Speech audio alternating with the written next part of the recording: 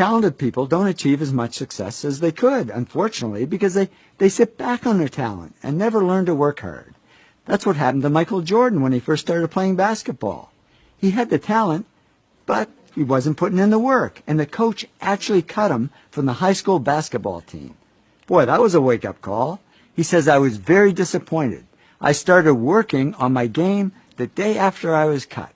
And he soon became the hardest working player in basketball.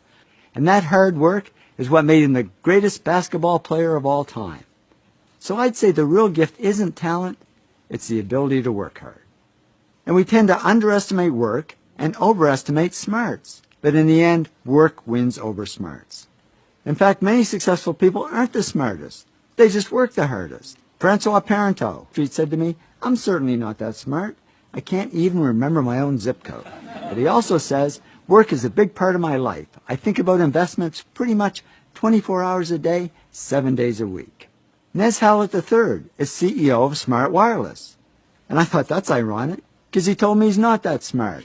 He says, I graduated from high school with a C average and college with a C- average. How did he do it? He said, if you're going to be successful at anything, the key thing is to work hard.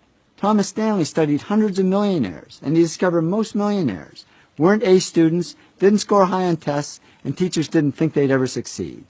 But they did succeed because they worked hard. Young Kim, president of Lucent Technology, says people who are the smartest sometimes don't realize their full potential because things get too easy, so they don't push themselves hard.